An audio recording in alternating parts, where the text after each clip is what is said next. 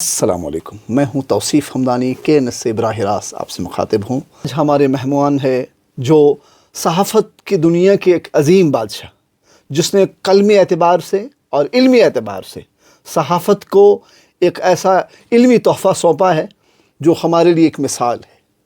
ہم سب جو بحث طالب علم صحافت کے، ہم سب قبلہ رو بناتے ہیں ان کو۔ جب ہم علمی سطح پہ جب ہم کتابوں کو کھولتے ہیں اور صحافت کی دنیا کو سمجھتے ہیں تو وہاں جو چشم و چراغ ہے، جس طرح سے انہوں نے اپنا ایک کردار ادا کیا ہے علمی سطح پر صحافت کے لیے، میرے ساتھ ہے مقصود احمد صاحب، جو کسی بھی تعارف کے محتاج نہیں ہیں۔ شیربین جموں کشمیر کی عوام کا ایک ایسا ترجمان، وہ کانوں میں آتا تھا نا تازہ ترین تجزیوں تبصروں مراسلوں سے آراستہ پروگرام، تو یاد آتا تھا ریڈیو کشمیر شری نگر۔ تو میں آج اسی شخصیت سے مخاطب ہوں، وہی شخصیت آج میری مہمان ہے، اور میں بہت خوش ہوں اس لحاظ سے کہ بحث طالب علم آج بہت کچھ سیکھنے کو ملے گا۔ صحافت کا جو معیار ہے، صحافت کا جو اصل کردار ہے، وہ ان کو ہم قبلہ سمجھ کر مانتے ہیں۔ تو میں سیدھا مخاطب ہوتا ہوں مقصود صاحب سے ہی۔ مقصود صاحب، ہمیں اپنا قیمتی وقت دینے کے لیے بہت بہت شکریہ۔ آپ کا بھی بہت بہت شکریہ، آپ نے آج مجھے اپنے چینل پہ آنے کا موقع دیا۔ مقصود صاحب، جب ہم صحافت کی بات کر رہے ہیں، کیونکہ آپ عرصہ دراز سے اس فیلڈ میں اپنا کردار ادا کر رہے ہو، کیسے سمجھیں گے ایک صحافی کو ہم؟ دیکھیے، پہلے میں یہ بتاؤں گا کہ میں نے جب صحافت شروع کی، یہ 80s کا دور تھا، 86 87 88 یہی پیریڈ تھا جب میں نے صحافت شروع کی۔ اور صحافت بھی میں نے تب شروع کی، میں ایک فار فلنگ ایریا میں رہتا ہوں، بارڈر ایریا ہے، LOC کے نزدیک ہے، اور اس وقت میں نے صحافت شروع کی جب حالات کشمیر کے اچھے نہیں تھے، بہت خراب تھے۔ تو اس ایریا میں اس وقت صحافت شروع کرنا یہ ایک بہت ٹف جاب تھا۔ تو مجھے یاد ہے کہ یہاں سے اس وقت ایک اخبار نکلتا تھا، تب ویکلی سٹارٹ ہوا تھا، الصفا اخبار، اور ایڈوکیٹ شابان وکیل صاحب اس کے جو تھے وہ مدیر اعلیٰ تھے، انہوں نے شروع کیا تھا۔ تو انہوں نے اس وقت ایک تہلکہ مچایا تھا جب انہوں نے ویکلی اخبار شروع کیا تھا۔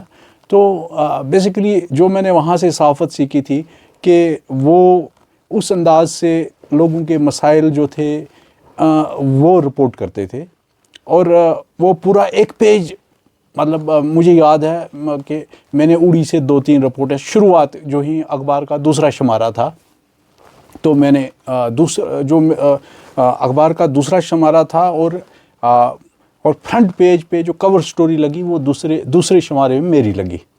تو وہ لوگوں کے بیسیکلی مسائل، لوگوں کو جو نبض ٹچ کرتا ہے وہ ایشوز ٹچ کرتے تھے، لیکن وہ بڑے بیلنسڈ طریقے سے ٹچ کرتے تھے۔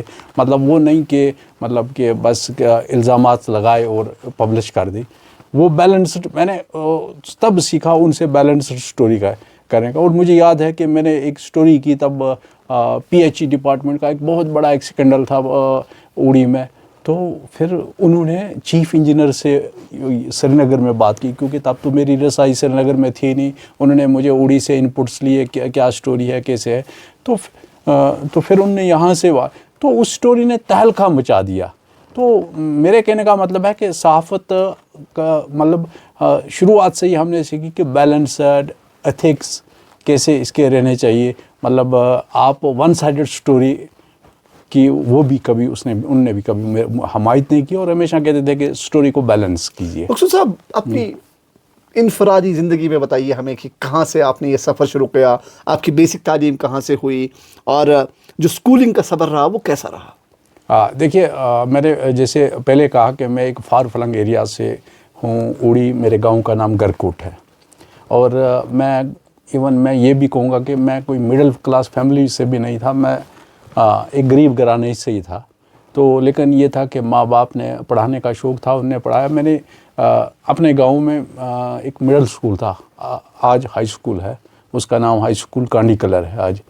تو میں نے مڈل کی تعلیم اسی مڈل سکول سے حاصل کی، اور مجھے یاد ہے کہ ہم صبح 8 بجے گھر سے نکلتے تھے سکول کے لیے، صبح 8 بجے نکلتے تھے، اور 9 بجے، مطلب 1 گھنٹہ لگتا تھا گھر سے سکول تک پہنچنے میں، پیادل پہنچنے میں۔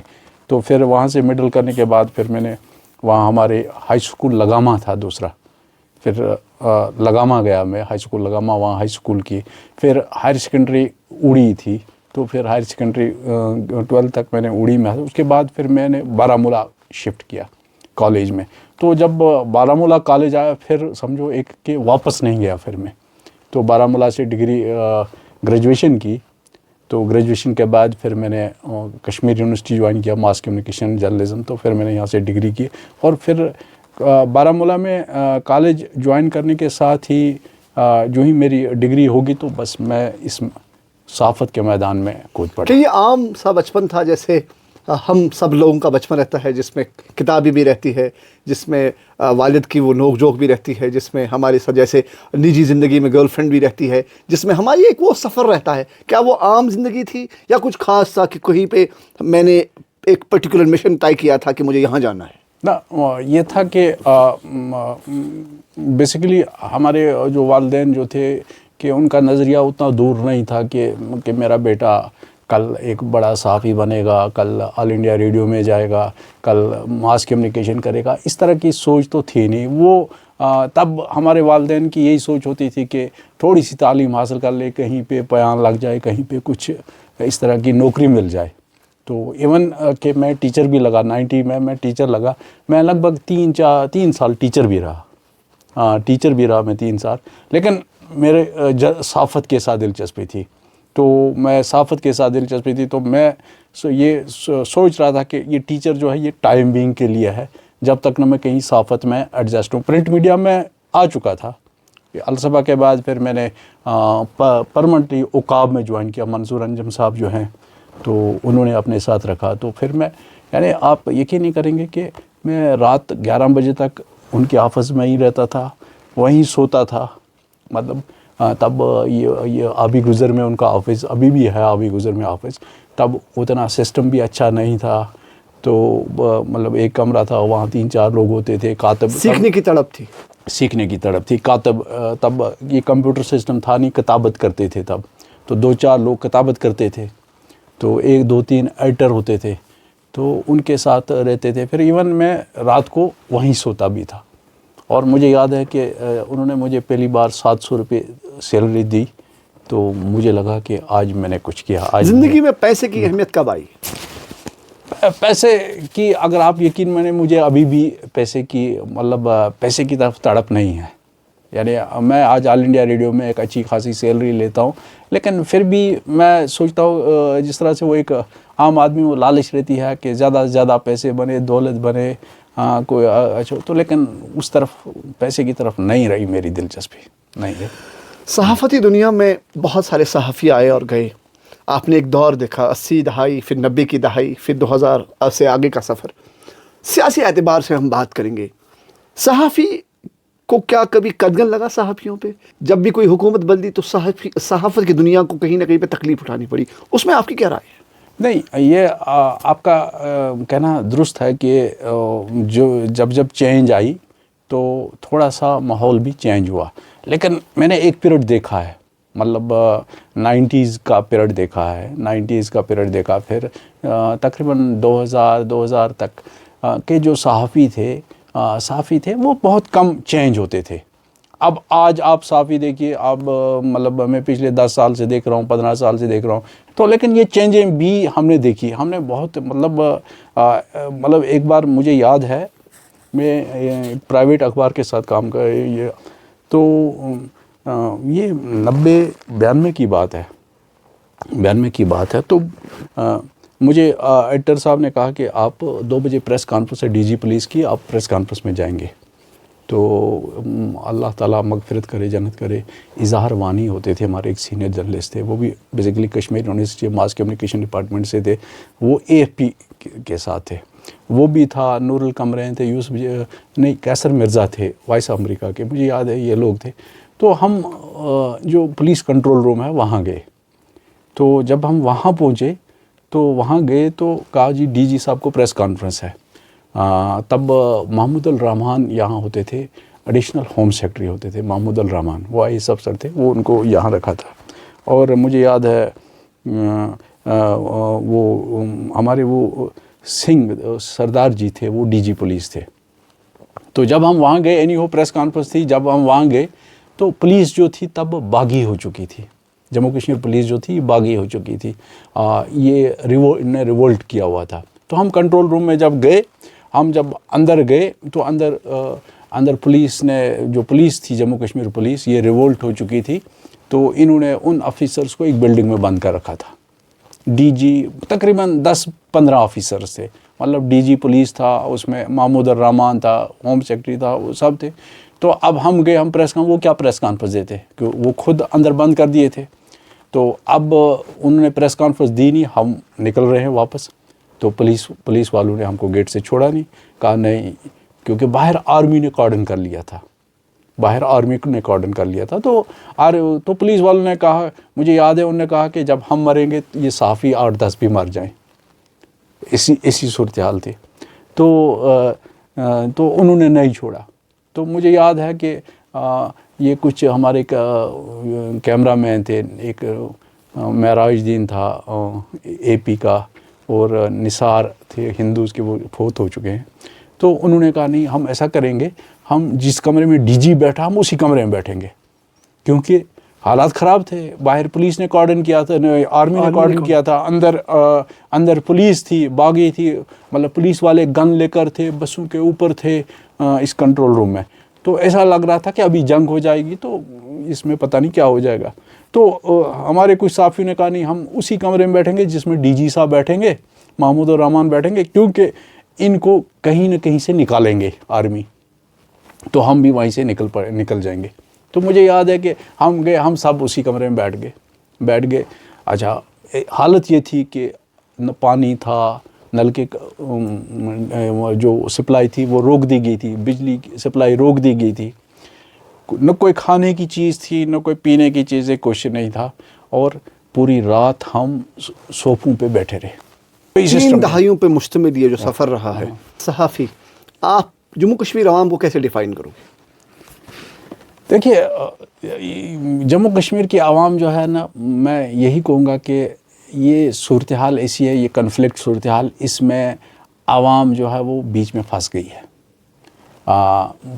ہے، اور اس میں یہی ہے کہ مطلب وہ جو روڈ میپ ہے، جو وہ ٹریک ہے، وہ ٹریک جو ہے کبھی رک جاتا ہے، کبھی دائیں ہو جاتا ہے، کبھی بائیں ہو جاتا ہے۔ تو اس کے بیچ میں عوام جو ہے نا، عوام وہ اپنا، میں کہہ رہا ہوں کہ اس کو وہ کلیئر ویژن بھی نہیں ہے، وہ ویژن ان کا، عوام کا بھی پھر وہ رک جاتا ہے، نہیں کر سکتے ہیں، مطلب چاہے کوئی بھی ویژن ہو، کوئی بھی نظریہ ہو، تو اس پہ مطلب یہاں بہت سارے سیاسی نظریے آئے، اس سائڈ سے بھی اور اس سائڈ سے بھی۔ جموں کشمیر عوام کو ڈیولپمنٹ کا نظریہ کیسا لگتا ہے؟ آپ کی نظر میں کیا جموں کشمیر عوام کو اب سیاسی نظریے پہ اعتبار کرنا چاہیے یا ڈیولپمنٹ کے نظریے پہ اعتبار کرنا چاہیے؟ نہیں، دیکھیے، دونوں چیزیں جو ساتھ جاتی ہیں، نظریہ بھی اور ڈیولپمنٹ بھی۔ خالی ڈیولپمنٹ اگر ہم کہیں تو پچھلے 10-30 سال سے یہاں ڈیولپمنٹ مطلب ہو رہی ہے، 10-30 سال سے، تو پھر یہ ہوتا کہ پھر سب لوگ جو ہے ڈیولپمنٹ کی طرف ہی جاتے، پھر نظریہ جو تھا وہ مطلب اس کی طرف نہیں دلچسپی دیتے۔ لیکن کشمیر ہے، یہاں نظریہ بھی امپورٹنٹ ہے، اس کی بھی اہمیت ہے۔ ریڈیو کشمیر سری نگر عرصہ دراز سے اپنی خدمات انجام دے رہا ہے، آپ بحث پروڈیوسر شیربین کے، کیسا لگ رہتا ہے عوام کے ساتھ رابطے میں آپ کا، اور عوام کا رد عمل کیا رہتا ہے شیربین کے تئیں؟ ابھی تک کوئی ایسی سکسیس سٹوری جہاں پہ آپ کا دل مطمئن ہوا ہو کہ آج ہم نے ایسا کر دیا کہ بس جموں کشمیر عوام کا ہم نے دل جیتا؟ نہیں، میں کہوں گا کہ جموں کشمیر میں شیربین کا ایک بہت امپورٹنٹ رول رہا ہے، اور ابھی بھی رول جو ہے ادا کر رہا ہے۔ میں ابھی آپ کو 2 دن پہلے کی بات کر رہا ہوں، 2 دن پہلے مجھے فون آیا، تو ابھی یہ مڑوا وڈون سے 2 دن پہلے کی، تو وہاں کا MLA صاحب مجھے فون کر رہا ہے، پیارے لال شرما جی، نہ کبھی ان کے ساتھ مطلب اٹھنا بیٹھنا ہے، نہ جان پہچان ہے، نہ مطلب کوئی تعلقات نہیں۔ تو اچانک میرے موبائل پہ فون آیا، تو کہا میں MLA اندروال پیارے لال بول رہا ہوں۔ تو میں نے کہا صاحب حکم کیجئے۔ کہا کہ میں پہلے آپ کا بہت شکر گزار ہوں کہ آپ ہمارے مڑوا وڈون کو کوریج دیتے ہیں، اور وہاں کے لوگ جو ہیں تو وہ آپ کے پروگرام کے بارے میں بہت کچھ مجھے کہتے ہیں. مجھے پتہ نہیں تھا, معلوم نہیں تھا, لیکن انہوں نے بہت کچھ آپ کے پروگرام میں. اب ان کو مطلب یہ تھا کہ ان کو مرگن ٹاپ ایک راستہ ہے, وہاں برف پڑی ہے, ان کو وہاں مشین, اسی دن انہوں نے مشین لگائی برف اٹھانے کے لیے. تو ان کا مقصد تھا کہ آج ہم نے مشین لگائی, اگر آپ شہربین کے ذریعے یہ کنوے کر دیتے, کیونکہ آپ ہی واحد ذریعہ جس سے میرے لوگوں کو وہاں, کیونکہ وہ 6 مہینے 4 مہینے بند رہتا ہے مرگن ٹاپ, مڑوا وڈن جو ہے 6 مہینے بند رہتا ہے. تو ان نے کہا کہ آپ کے میڈیم سے ہی میری بات جو ہے ان تک پہنچ سکتی ہے. تو انہوں نے مجھے کہا کہ اگر آپ شام کو یہ کنوے کر دیں گے میں آپ کا بڑا مشکور رہوں گا. تو مطلب میرا کہنے کا مطلب ہے کہ ابھی بھی مجھے اطمینان ہوا کہ نہیں بھائی کوئی ہمارا پروگرام سن رہا ہے, اور ابھی ایک MLA صاحب جو ہیں یہ بھی کہہ رہے ہیں کہ نہیں, اگر آپ شام کو بولیں گے تو میری بات کہیں پہ. شربین, جیسے ہر چیز اپڈیٹ ہوئی, وقت کے ساتھ ساتھ اپڈیٹ ہوئی. جیسے اگر آپ وائس آف امریکہ کی بات کریں, جیسے وہاں پہ بھی اب جب 7 بجے وہ نشر ہوتا ہے تو وہ فیس بک پہ بھی نشر ہوتا ہے. آپ کا پروگرام فیس بک پہ کیوں نہیں نشر ہو رہا ہے؟ کیا اس میں کوئی حکومتی سطح پہ کوئی رکاوٹ ہے یا آپ؟ نہیں, رکاوٹ بیسیکلی کوئی نہیں ہے, رکاوٹ کوئی نہیں ہے بیسیکلی, کیونکہ ہم آل انڈیا ریڈیو کی ایک شاخ ہے, سمجھو یہ سری نگر جو ہے ایک اس کی شاخ ہے, یہاں سے ہم یہ پروگرام کرتے ہیں. اوور آل ہمارا جو ہے دلی سے دیکھا جاتا ہے. اوور آل ہمارا وہ, چاہے آپ کو پروگرام یوٹیوب پہ ڈالنا ہے, فیس بک پہ ڈالنا ہے, سوشل میڈیا جو ہمارا ہے وہ دلی سے ہینڈل کیا جاتا ہے. ہمارا میوزک جو ہے وہ آپ کو مطلب سوشل میڈیا پہ نہیں ملے گا. تو یہ دلی, یہ پرسار بھارتی کی پالیسیز ہیں کہ کون پروگرام ڈالنا ہے کون نہیں ڈالنا, یہ دلی سے ہوتا ہے. تو اور اب پرابلم یہ بھی ہے کہ اب سٹاف بھی نہیں ہے, اب بہت کم عملہ ہے. یعنی آپ یقین کریں گے جب میں نے جوائن کیا تھا یہاں پہ تو میرے کیڈر کے اس وقت یہاں پہ تقریباً 25 لوگ یہاں تھے, میرے کیڈر کے 25 لوگ تھے. آج ہم 3 یا 4 لوگ بچے ہوئے ہیں. تو پروگرامس وہی ہیں, ایڈس ہوئے ہیں, چینلیں ایڈ ہوئی ہیں, FM سٹارٹس ہوئے ہیں, تو ہم وہی 2-4 لوگ ہیں. تو اس لیے مطلب اب مطلب ہر طرف توجہ دینا بھی وہ بڑی مشکل بات ہے.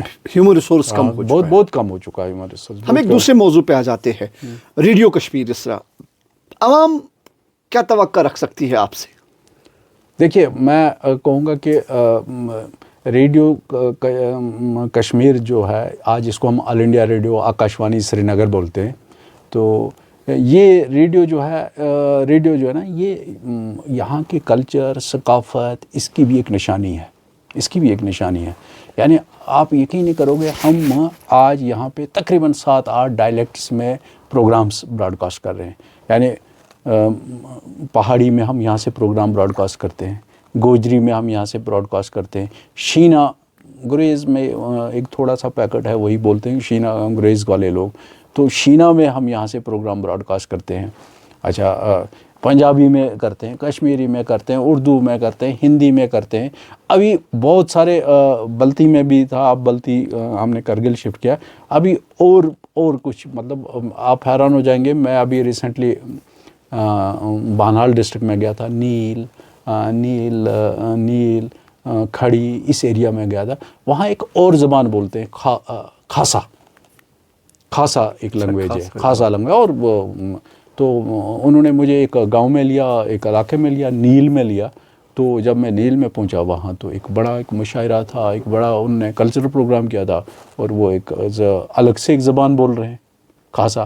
اچھا, وہیں پہ ایک دوسری زبان ہے پوگلی, الگ سے. مطلب اتنی ویرائٹیز ہیں ہمارے ڈائلیکٹس کے. اب اتنا دباؤ ہم پہ پڑ رہا ہے کہ ان کو بھی مطلب ہماری زبانوں کو بھی ریپرزنٹیشن دیجیے. تو مطلب ریڈیو جو ہے نا, یہ اس نے پہچان بھی دی ہے لینگویج کو, جو بہت ساری لینگویج. اردو ہماری جڑی زبان ہے, اردو کے تئیں ہمارا جو احترام ہے وہ زیادہ ہی ہے, کیونکہ پوری جموں کشمیر عوام اگر کشمیری کے بعد زیادہ بولتی ہے تو وہ اردو زبان میں ہم بات کرتے ہیں. اردو ادب کے تئیں جموں کشمیر جو ریڈیو کشمیر ہے اس کے کیا خدمات ہیں ابھی تک؟ نہیں, ادب کے حوالے سے اس میں بھی تو مطلب جو ہمارا ریڈیو کشمیر ہے نا, اس کا بڑا امپورٹنٹ رول رہا ہے. مطلب جتنے بھی ہمارے جو شعراء ہیں یا اردو کے اچھے رائٹرز ہیں, ان کو تو بیسک پہچان تو ریڈیو نے دی ہے. دوردرشن بعد میں آیا, مطلب باقی چینلیں تو بعد میں آئی, تو اصلی پہچان تو وہ تو ریڈیو نے دی ہے. ابھی بھی مطلب ہمارے جو مطلب مشاعرے جو ہوتے ہیں وہ تو مطلب نیشنل سطح کے مشاعرے ہوتے ہیں, اور ایون ہم جو یہاں کے جو مشاعرے ہوتے ہیں وہ دلی بھیجتے ہیں, اور وہ جو نیشنل سطح پہ براڈ کاسٹ ہوتے ہیں. ایسے ہی ہمارے کچھ بہت اچھے پروگرام ہیں. مطلب ہمارا ایک پروگرام ہے وادی کی آواز, کرنٹ افیئرس پروگرام ہے, وہ بھی تو وہ تو ادر سائڈ آف بارڈرس مطلب ان لوگوں کے لیے ہے, کیونکہ وہ اردو زیادہ سنتے وغیرہ, تو ان کے لیے ہے. تو ہم ان لائنس پہ بھی مطلب ریڈیو کام کر رہا ہے, آؤٹ آف بارڈر جا کر آپ اپنی آواز کو پہنچا رہے ہیں. میں مسعود صاحب, میں یہ جاننا چاہتا ہوں, جس طرح سے آج کے سفر میں بہت سارے نوجوانوں نے اب صحافت کا رخ کیا ہے, آپ کو لگتا ہے اس کا کوئی معیار گرا ہوا ہے آج کی ڈیٹ میں صحافت کا؟ نہیں, معیار گرا ہے اب بس, کیونکہ سوشل میڈیا آیا ہے تو وہاں پہ سوشل میڈیا پہ نہ کوئی, میں کبھی کبھار یہ بھی کہتا ہوں کہ سوشل میڈیا نے نہ کوئی معیار رکھا ہے, اور بہت نیچے بھی جاتا ہے اور بہت اوپر بھی جاتا ہے. مطلب سوشل میڈیا سے بہت اچھے لوگ بھی ابھر کے آ رہے ہیں, بہت اچھے لوگ ابھر کے آ رہے ہیں, جن کو مطلب ہمارے ہاں سے مطلب کوئی ایڈنٹی نہیں ملتی تھی بڑے اداروں سے, ہمارے دوردرشن سے, سوشل میڈیا پہ آ کے تو اچھا نام وہ بھی کر رہے ہیں. اب یہ ہے کہ سوشل میڈیا پہ اب مطلب اب ہر کوئی جرنلسٹ بن چکا ہے, ہر کوئی ایوری ون ایک موبائل اٹھایا گیا, رپورٹنگ کر لی تو سوشل میڈیا پہ ڈال دی. تو میں کرٹیسائز نہیں کروں گا کہ سوشل میڈیا مطلب کہ سوشل میڈیا سے جی ہمارا معیار گر گیا, سوشل میڈیا سے میں دیکھ رہا ہوں کہ آج کی صورتحال میں بہت ساری چیزیں جو ہم ہائی لائٹ نہیں کر رہے ہیں, ہمارے اچھے آرگنائزیشنس ہائی لائٹ نہیں کر رہے ہیں, ہماری کچھ چینلیں سپوز نیشنل چینلیں وہ نہیں آئے, سوشل میڈیا پہ ایک نیوز آ جاتی ہے, وائرل ہو جاتی ہے, اور پھر بعد میں پھر میں بھی کوشش کرتا ہوں نہیں اب پک اپ میں بھی یہ سٹوری اٹھا لوں, کیونکہ اب تو یہ سوشل میڈیا میں آ گئی ہے. تو سوشل میڈیا امپورٹنٹ رول بھی کر رہا ہے. اب یہی ہے کہ اب ہر کوئی کود پڑا ہے اس میں, تو اس میں تھوڑا معیار کا بھی خیال رکھنا ہے. علمی اعتبار سے ہم بات کرتے ہیں, اگر اس وقت جموں کشمیر کا جو سیشن جا رہا ہے, ہم تھوڑا کتابوں کی اور جا رہا ہوں, سکولوں میں ہم کس طرح سے اپنے بچوں کو, ان کو ہم کیسے یہ ترغیب دے سکتے ہیں کہ صحافت بھی ایک ایسا پیشہ ہے جہاں پہ آپ عوام کی خدمت کر سکتے ہو, اس پیشے کو وہاں سے کیسے تقویت ہم دے سکتے ہیں, ہم کس طرح سے سکولوں تک یہ بات پہنچائیں جو ہمارے مڈل سکولز ہے, ہائی سکولز ہیں؟ میں اس میں یہ کہوں گا کہ صحافت جو ہے نا یہ نشہ ہے, یہ نشہ ہے. چاہے آپ کو چاہے کچھ پیسہ ملے, آپ کو کچھ تنخواہ ملے یا نہ ملے, لیکن یہ ایک نشہ ہے. آپ اس میں کود پڑیں گے آپ ایسے. تو میں سوچ رہا ہوں کہ ابھی چھوٹی لیول پہ بچوں کو اس کی طرف نہیں آنا چاہیے, کیونکہ تھوڑا سا وہ میچور ہو جائیں. آج مطلب پرابلم یہ بھی ہے کہ ہمارے کشمیر میں بہت کم NGOs بھی ہیں, مطلب یہاں پہ بڑے مطلب ادارے نہیں ہیں. ہمارا گریٹر کشمیر تھا ایک وقت میں, وہ ابھرا تھا, وہ بھی اب بہت کم, وہاں بھی اسٹرینتھ اب بہت کم ہو چکی ہے. تو کوئی ویسا ادارہ ابھر نہیں سکا جہاں پہ کل ہم یونیورسٹی سے آ جائیں اور وہاں پہ جاب مل جائے. تو ویسا اب صحافت میں وہی لوگ کامیاب رہیں گے مطلب جو آئے ذہنی طور پہ آ رہے ہیں. اس میں نہیں ہے, اس میں یہ ہے کہ پرابلمس ہیں. کوئی کہے گا کہ, اور میرا ایک یہ بھی ہے کہ میں کبھی کبھار یہ بھی سوچتا ہوں کہ ایک غریب بچے کے لیے یہ پیشہ ٹھیک نہیں ہے, کیونکہ اس میں اسٹرگل بہت زیادہ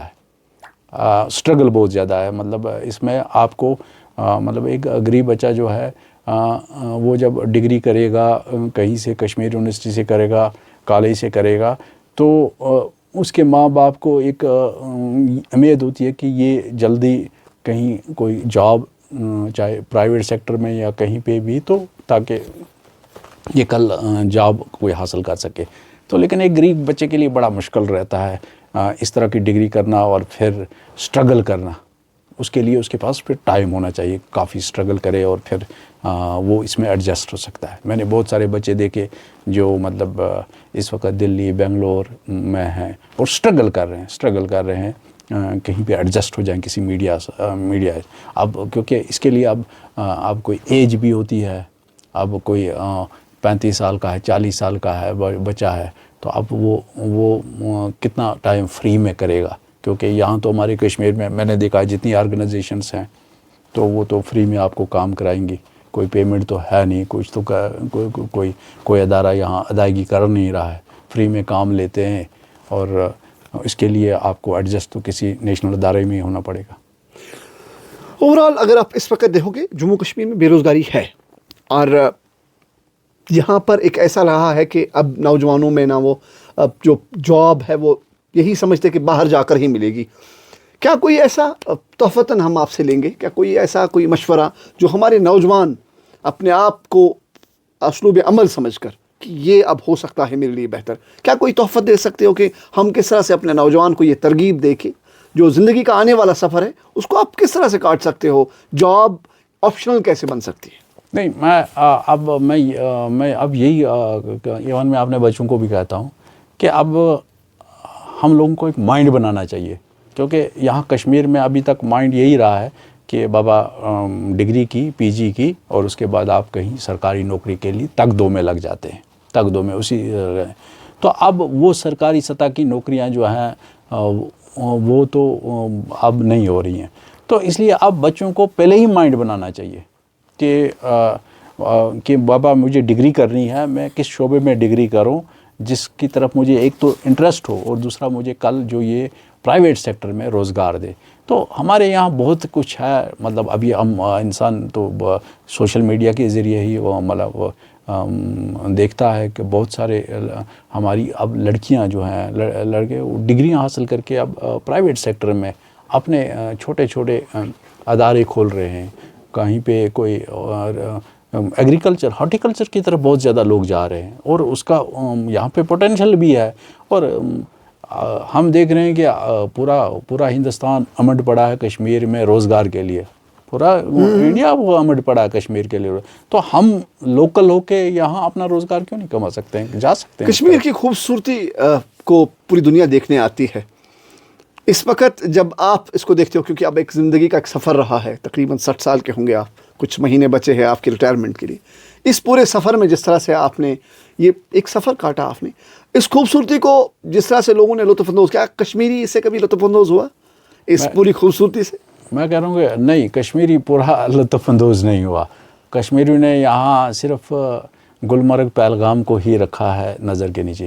آپ یقین نہیں کریں گے کہ میں نے پچھلے 15-20 سال میں جموں کشمیر کا کوئی حصہ نہیں چھوڑا ہوا، جہاں میں گیا نہیں ہوں، اپنی ٹیم لے کے آفیشیلی گیا، اپنی ٹیم لے کے گیا وہاں پہ، چاہے جو مطلب میں شیخ پورہ تلیل گیا، وہاں کی لوکل لینگویج شینا ہے، تو شینا کا کلچرل پروگرام کیا، وہاں شینا کے لوگوں کو وہاں میں نے ریکارڈ کیا، وہاں کے لوگوں کے مسائلز ہائی لائٹ کیے، وہاں کے لوگ مطلب جو بھی مطلب ان کے مسائلز ہیں وہ ریکارڈ کیے۔ چاہے آپ یقین کریں، ریاسی میں مہور علاقہ ہے، بہت دور، شڈول گاؤں کا نام ہے، اور ایسا گاؤں ہے، ایسی سڑکیں خراب ہیں کہ میرے ساتھ جو کولیگ باقی جو گئے تھے وہ گاڑیوں سے نیچے اترے، کہا نہیں ہم گاڑی میں اس روڈ پہ سفر نہیں کرتے ہیں، تو گاڑیوں سے نیچے اترے، لیکن ہم گئے اس شیڈول میں بھی گئے، اور وہاں جو وہ لوکل زبان بولتے ہیں ہم نے ان کو ریکارڈ کیا، وہاں کا کلچر ریکارڈ کیا، چاہے راجوری، مطلب جموں کشمیر کا کوئی کونا میں نے نہیں چھوڑا ہے، اور دیکھا بھی ہے، اور وہاں کے لوگوں کی ریپرزنٹیشن بھی کی ہے۔